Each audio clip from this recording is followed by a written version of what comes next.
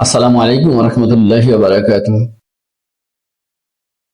আজ শোনাবো সূরা নিসার শানে নজুল।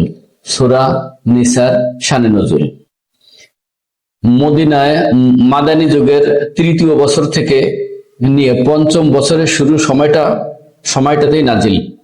উহুদ যুদ্ধের ৭০ জন সাহাবী শহীদ হলেন। তখন তাদের ওয়ারিশ সম্পদ কিভাবে ভাগ হবে তা নিয়ে প্রশ্ন দেখা দিল।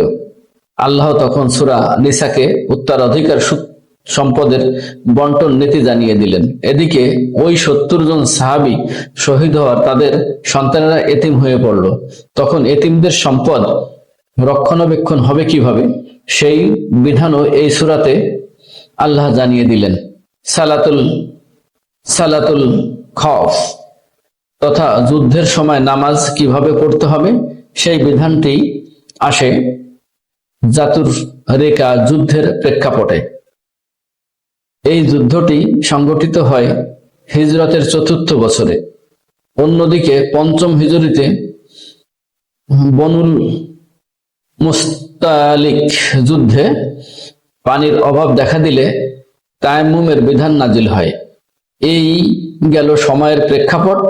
এবার আসা যাক নাজিলের প্রেক্ষাপটে।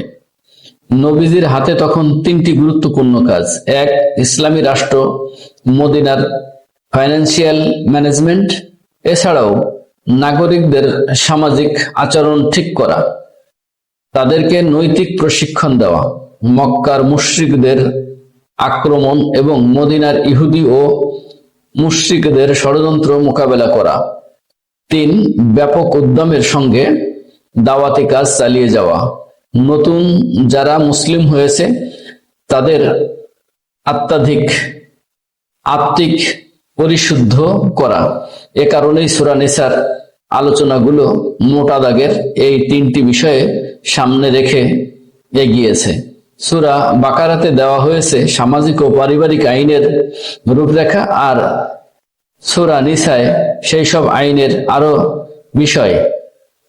খুঁটিনাটি বিষয়গুলো নাজিল করা হয়েছে।